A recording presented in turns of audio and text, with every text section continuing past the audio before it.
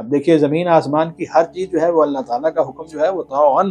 جو ہے وہ مان رہی ہیں، اور انسان کا حال یہ ہے کہ اس میں سے کچھ جو ہے وہ تو طوعاً ہے اور اکثریت ہمیں جو ہے وہ کرہن نظر آ رہی ہے۔ اللہ تعالیٰ ہمیں محفوظ فرمائے۔ یعنی مطلق علم غیب جو ہے وہ اللہ رب العزت کی ذات مبارکہ کو ہے، انبیاء علیہم السلام کو اتنا ہی جو ہے وہ غیب میں سے جو ہے وہ علم اور خبر دی جاتی ہے جتنا اللہ رب العزت چاہتے ہیں، اور وہ بھی خبر جو آپ کو انبیاء علیہ السلام کو دی جاتی ہے وہ انبیاء علیہ السلام اپنے پاس نہیں رکھتے، بلکہ اس کو فوراً امت کے اندر اس علم کو منتقل کر دیتے۔ اس کے بعد اللہ رب العزت نے سورہ حامیم سجدہ کے اندر جو ہے بڑی تفصیل کے ساتھ جہاں تخلیق کا تذکرہ فرمایا ہے زمین اور آسمان کا، وہاں پر بھی اللہ رب العزت نے ان کی جو ہے وہ ان کے جو ہے وہ فرما برداری کا تذکرہ بھی ساتھ فرمایا ہے۔ سورہ حامیم سجدہ جو ہے یہ قرآن مجید کی 41 نمبر سورہ مبارکہ ہے، اور اس کی آیت مبارکہ 11 اور 12 کے اندر اللہ رب العزت نے یہ بات بیان فرمائی ہے۔ اعوذ باللہ من الشیطان الرجیم، قل آپ صلی اللہ علیہ وسلم کہہ دیجئے اَإِنَّكُمْ لَتَكْفُرُونَ بِالَّذِي خَلَقَ الْأَرْضَ فِي يَوْمَيْنِ، کیا بے شک تم البتہ کفر کرتے ہو بالذی اس ذات کے ساتھ، اس رب العزت کا انکار کر رہے ہو، خلق الارض جس نے پیدا کیا ہے، فی یومین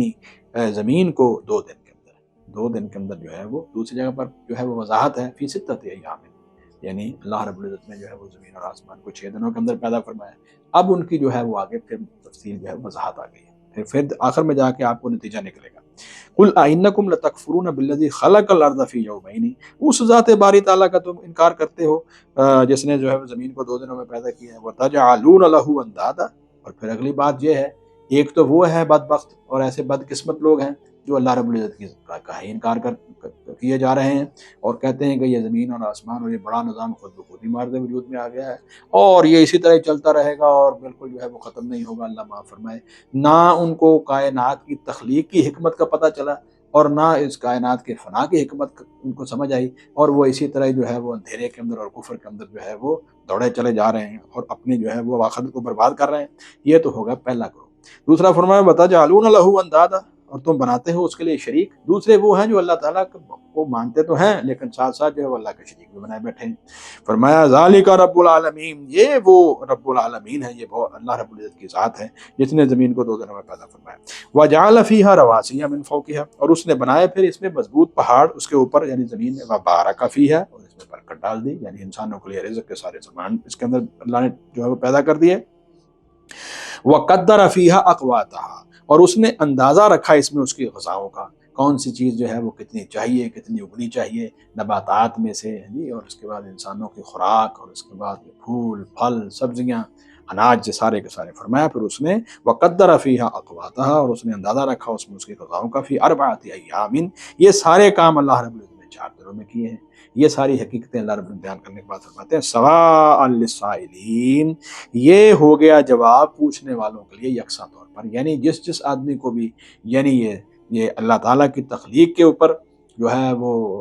اشکال ہے یا وہ سوالات کر رہے ہیں، ان سب کا جواب اللہ رب العزت فرماتے ہیں اس کے اندر ہم نے دے دیا ہے۔ اور آگے پھر فرمایا ثم استوى الى السماء،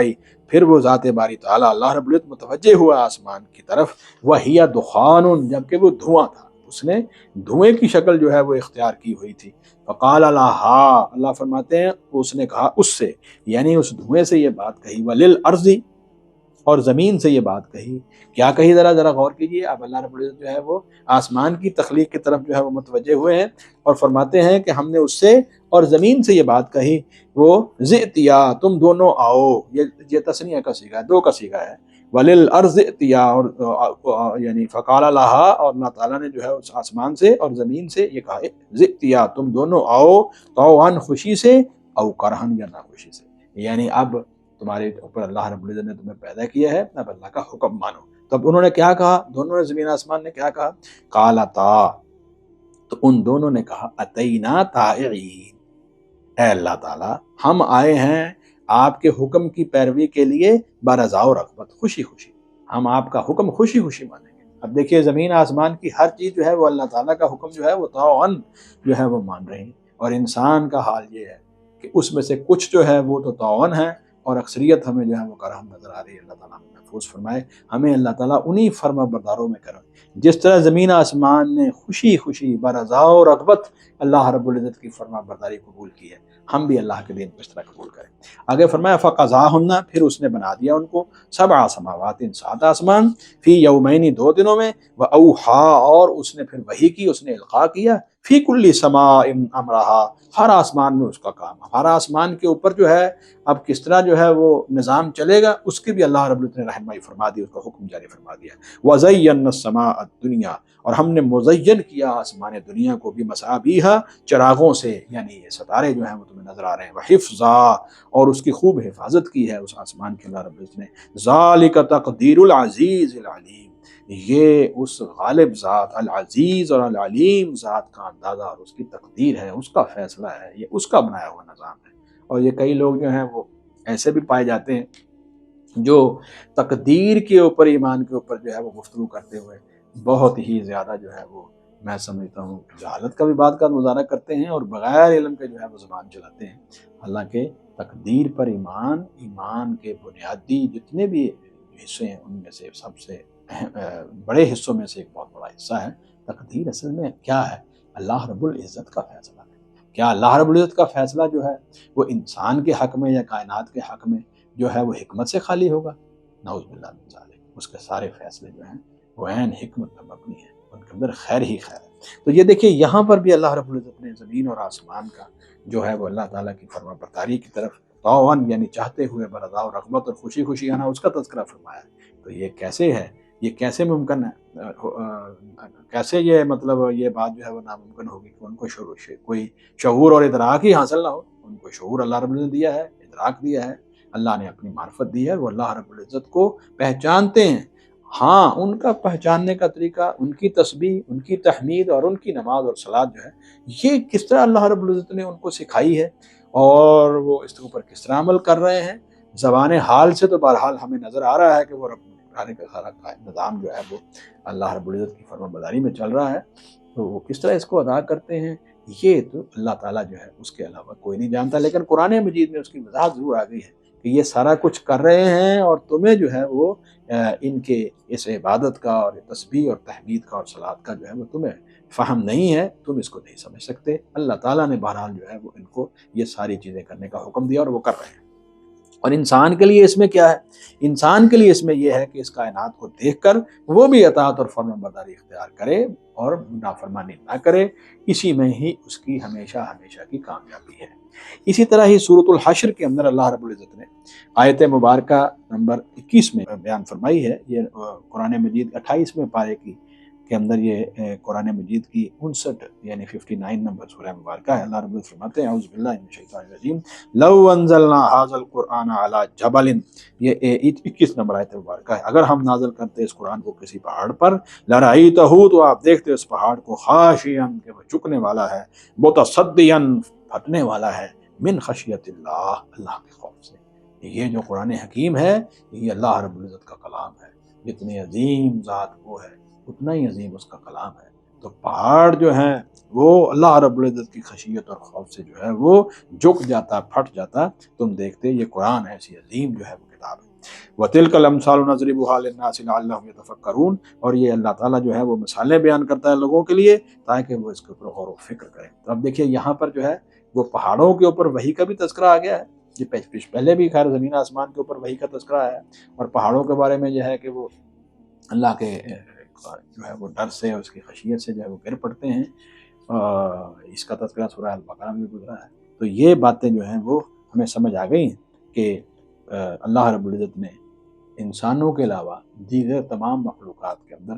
جو شعور اور ادراک کی سطح رکھی ہے، جیسے کس طرح رکھی ہے، جس سے اللہ رب العزت کو علم ہے، وہ اس کا سارا بیان جو ہے وہ انسان جو ہے وہ اس کو بیان کر دیا گیا ہے۔ اصل مقصد بیان کرنے کا یہ ہے کہ انسان جو ہے وہ یہاں سے سبق حاصل کرے اور فرمان برداری اختیار کرے۔ باقی یہ جو ریسرچ ورک ہے، سائنٹیفک ریسرچ ورک ہے، اور اس سے بہت ساری چیزیں اگر کچھ وقت کے ساتھ ساتھ ثابت ہو رہی ہیں تو یہ تو انسان کا جو ہے وہ جو علمی رجحان ہے اور علم کے لیے جو اس کی جستجو ہے وہ مطلب جاری رہے گی، اور نئی سے نئی چیزیں جو ہیں وہ سامنے آتی رہیں گی، اور یہ حقائق جو ہیں یہ ثابت ہوتے رہیں گے۔ لیکن وہ ساری باتیں جو ہیں وہ انسان کے عقل اور شعور کی سطح تک ہیں، اس لیے حتمی نہیں ہے۔ ایک تھیوری آج ہے، کل اس کے اندر کوئی غلطیاں آ جاتی ہیں، پھر وہی غلطیاں امپروو ہو کے آگے ایک بہتر جو ہے وہ نظریہ سامنے آ جاتا ہے۔ تو یہ تو خیر تحقیق کا ایک بنیادی مقصد ہی یہی ہوتا ہے کہ ہر آنے والی چیز یا ہر آنے والی تحقیق جو ہے وہ پچھلی تحقیق غلطیوں کو جو ہے وہ اس کو دور بھی کرتی ہے اور اس سے بہتر چیز سامنے آتی ہے۔ تو یہ جو بعض لوگوں نے جو ہے وہ پودوں کے شعور کے اوپر گفتگو کی ہے اور اس طرح، یہ اپنی جگہ پر حقیقتیں ہیں، لیکن وہ ساری باتیں جو ہیں وہ انسان کے تجربے، مشاہدے اور تحقیق کی سطح پر ہیں۔ حقیقی اور حتمی اور یقینی بات وہ ہے جو قرآن حکیم کے اندر آئی ہے۔ یہ مختلف مقامات میں نے آپ کے سامنے رکھ دی ہیں۔ اسی طرح یہ اللہ رب العزت نے سورۃ النمل کے اندر، جو کہ قرآن حکیم کی جو ہے وہ 27 نمبر سورہ مبارکہ ہے، اس کے اندر اللہ رب العزت نے مختصراً آپ کے سامنے میں بات رکھوں گا سیدنا سلیمان علیہ السلام کے واقعے کے اندر چونٹیوں کی جو ہے ان کی جو گفتگو انہوں نے کی ہے اور سلیمان علیہ السلام نے اس کو سن لیا ہے، اس کا تذکرہ بھی قرآن حکیم کے اندر ہے۔ اللہ رب العزت فرماتے ہیں اعوذ باللہ من الشیطان الرجیم وحشر لسلیمان جنودہ من الجن والانس، اور سلیمان علیہ السلام کے لیے جنوں اور انسانوں کے لشکر اکٹھے کیے گئے، والطیر اور پرندوں سے، فہم یوزعون، پھر وہ سب بندی کے لیے الگ الگ تقسیم کیے جاتے تھے، یعنی یہ سارے کے سارے لشکر جو ہیں یہ آپ کے سامنے جو ہے وہ پیش ہوتے اور پھر آپ جو ہے ان کا جائزہ لیتے، حتیٰ اذا اتوا، یعنی جب بھی آپ نے کوئی جو ہے وہ جنگ کے لیے نکلنا ہے تو یہ سارے کے ساری جو مختلف افواج ہیں مختلف شکلوں کے اندر جو ہے وہ آپ کے سامنے پیش ہوتی ہیں اور آپ اس کا جائزہ لیتے ہیں۔ حتیٰ اذا اتوا علی واد النمل، حتیٰ کہ جب وہ چینٹیوں کی وادی پر آئے، قالت، تو کہا، نملۃ، ایک چونٹی نے، یا ایھا النمل، اے چونٹیو، ادخلوا مساکنکم، تم اپنی اپنی بلوں کے اندر داخل ہو جاؤ، لا یحطمنکم، کہیں ایسا نہ ہو کہ کچل ڈالیں، سلیمان و جنودہ، سلیمان علیہ السلام اور اس کے لشکر، وہم لا یشعرون، اور ان کو پتہ بھی نہ چلے کہ یہ جو چونٹیاں ساری کی ساری ہمارے پاؤں کے تلے جو ہیں وہ روندی جا چکی ہیں۔ تو اسی لیے اس کے بعد حضرت سلیمان نے فتبسم ضاحکا، تو سلیمان علیہ السلام یہ سن کر مسکرا پڑے، من قولها، اس کی بات سن کر، اور آپ نے ایک بڑی پیاری دعا فرمائی ہے، ہم سب کو وہ دعا اختیار کرنی چاہیے۔ وقال ربی اوزعنی ان اشکر نعمتک التی انعمت علی وعلی والدی ونعمل صالحا ترضاہ وادخلنی برحمتک فی عبادک الصالحین، یعنی اتنی بڑی دنیا کے اندر سلطنت، اور پھر جو ہو کہتے ہیں کہ عجائب و غرائب کے اوپر مشتمل ایسے ایسے معجزات اور اتنے اختیارات اللہ رب العزت نے آپ کو عطا فرمائے ہیں، پھر بھی آپ کہہ رہے ہیں اے اللہ مجھے توفیق عطا فرما کہ جو نعمتیں آپ نے میرے اوپر اور میرے والد صاحب کو، میرے والدین کے اوپر کی ہیں، اس کے اوپر جو ہے وہ مجھے شکر کی توفیق عطا فرما، اور اس بات کی توفیق عطا فرما کہ میں نیک عمل کروں، وہ ایسے نیک عمل جو تجھے پسند آ جائیں، اور پھر مجھے اپنے نیک بندوں کے اندر اپنی رحمت کے ساتھ مجھے داخل کر دے۔ دیکھیے اللہ کے پیغمبر سلیمان علیہ السلام اللہ کے انبیاء میں سے ہیں، صالحین کے امام اور سردار ہیں، لیکن پھر بھی یہ خواہش کر رہے ہیں کہ اللہ ہمیں اپنی رحمت کے ساتھ جو ہے وہ نیک بندوں کے اندر شامل فرما دیجیے۔ تو یہاں پر چونٹیوں کی گفتگو جو ہے اور اس کا شعور بیان کیا گیا ہے۔ اگلی آیت مبارکہ کے اندر فرماتے ہیں وَتَفَقَّدَ الطَّيْرَ، پھر آپ نے پرندوں کا جو ہے وہ جائزہ لیا، پھر آپ نے فرمایا فَقَالَ مَا لِي أَلَا أَرَى الْهُدْهُدَ أَمْ كَانَ مِنَ الْغَائِبِينَ، تو یہ میں دیکھ رہا ہوں کہ ہدہد کدھر ہے، مجھے ہدہد جو ہے وہ دکھائی نہیں دے رہا، وہ کیوں غائب ہے؟ اچھا، پھر یہ سارا واقعہ بیان آپ نے فرمایا ہے کہ اگر وہ جو ہے وہ آج ہدہد کی یہاں حاضری تھی، اس نے اپنی رپورٹ پیش کرنی تھی، اگر وہ کوئی معقول دلیل یا وجہ نہ پیش کر سکا تو پھر اس کو جو ہے وہ سزا دی جائے گی بڑی سخت، اور یہ اس کی سختی جو ہے وہ اس طرح ہوگی کہ پھر اس کو ذبح کر دیا جائے گا، یہ سزا بھی ہو سکتی ہے۔ فرمایا لَأُعَذِّبَنَّهُ عَذَابًا شَدِيدًا أَوْ لَأَذْبَحَنَّهُ أَوْ لَيَأْتِيَنِّي بِسُلْطَانٍ مُبِينٍ، فَمَكَثَ غَيْرَ بَعِيدٍ، ابھی تھوڑا ہی وقت گزرا ہے، فَقَالَ أَحَطتُ بِمَا لَمْ تُحِطْ بِهِ، وہ آ گیا اور اس نے کہا أَحَطتُ، میں نے معلوم کیا ہے، بِمَا لَمْ تُحِطْ بِهِ، وہ جو نہیں معلوم کیا آپ نے، یعنی ہے حضرت سلیمان علیہ السلام، آپ اللہ کے نبی ہیں، اللہ کے پیغمبر ہیں، اتنی بڑی سلطنت کے بادشاہ اور مالک ہیں، اللہ نے آپ کو یہ بھی جو ہے وہ نبوت اور بادشاہ دونوں عطا فرمائی ہے، لیکن میں آپ کے لیے ایک ایسی خبر لے کے آیا ہوں جو ابھی تک آپ کو نہیں معلوم، یعنی مطلق علم غیب جو ہے وہ اللہ رب العزت کی ذات مبارکہ کو ہے، انبیاء علیہم السلام کو اتنا ہی جو ہے وہ غیب میں سے جو ہے وہ علم اور خبر دی جاتی ہے جتنا اللہ رب العزت چاہتے ہیں، اور وہ بھی خبر جو آپ کو انبیاء علیہ السلام کو دی جاتی ہے وہ انبیاء علیہ السلام اپنے پاس نہیں رکھتے، بلکہ اس کو فوراً امت کے اندر اس علم کو منتقل کر دیتے ہیں۔ اسی لیے حضور صلی اللہ علیہ وسلم کے بارے میں بھی کہا گیا ہے وما هو علی الغیب بضنین، وہ غیب کی بات آگے پہنچانے میں ذرا برابر بھی ہچکٹاتے نہیں ہیں، بخیل نہیں ہیں، وہ فوراً جو ہے وہ اپنی ذمہ داری پوری کرتے ہیں، اللہ کی طرف سے جو بھی حکم آئے قرآن مجید کی شکل میں یا قرآن مجید کے علاوہ کوئی اور دوسری وحی کی شکل میں، وہ فوراً اس کو پہنچا دیتے ہیں۔ قرآن مجید کے علاوہ جو بھی وحی رسول اکرم صلی اللہ علیہ وسلم نبی علیہ السلام پر آتی تھی، اس کے اوپر ایک الگ پورے کا پورا درس انشاءاللہ عزیزان قریب آنے والا ہے، وہ میں آپ کے سامنے مثالوں کے ساتھ جو ہے وہ رکھوں گا، تاکہ ہمارے بہت سارے لوگ جو حدیث اور سنت کے بارے میں بڑے بہت ہی اشکالات اور اغلاط کا وہ شکار ہیں، ان کو اللہ تعالیٰ جو ہے وہ رہنمائی فرمائے اور ان کو ہدایت نصیب فرمائے۔ تو یہاں پر وہ فرمایا، وہ جو اس نے کہا، یعنی آتے ہی اس حدود نے بات چیت شروع کر دی، اس نے کہا کہ میں نے معلوم کیا ہے وہ جو آپ نے معلوم نہیں کیا، وجئتک من سبأ بنبأ یقین، اور میں آپ کے پاس سبا شہر یا سبا بستی سے یا سبا ملک سے جو ہے وہ ایک یقینی خبر لے کر آیا ہوں۔ اور آگے پھر وہ واقعہ اس نے سارا بیان کیا ہے کہ وہاں وہ ملکہ حکومت کرتی ہے ایک عورت، اور وہ سورج کی پوجا کرتے ہیں اللہ تعالیٰ کو چھوڑ کر، اور میں حیران ہوں کہ وہ اللہ تعالیٰ جو زمین اور آسمان سے جو ہے وہ میرے لیے جو ہے وہ رزق نکالتا ہے، یہ اس رب العزت اور ذات باری تعالیٰ کو چھوڑ کر جو وحدہ لا شریک ہے، یہ سورج کے پیچھے لگے ہوئے ہیں۔ تو بہرحال حضرت سلیمان علیہ السلام نے پھر اس کو خط دے کر بھیجا، اور وہ خط جو ہے وہ لے کر وہاں پہنچا، اور پوری اس نے جو ہے وہاں پر جو ہے وہ حضرت سلیمان علیہ السلام کا پیغام وہاں پہنچا دیا۔ یہ واقعہ جو ہے اس سے چونٹیوں اور ہدہد کے اندر جو ہے جو اللہ رب العزت نے ان کو جو ہے وہ شعور عطا فرمایا ہے، اور کس طرح آپس کے اندر ان کے کمیونیکیشن اور وہ گفتگو کرتے ہیں، اس کی وضاحت یہاں پر آ گئی۔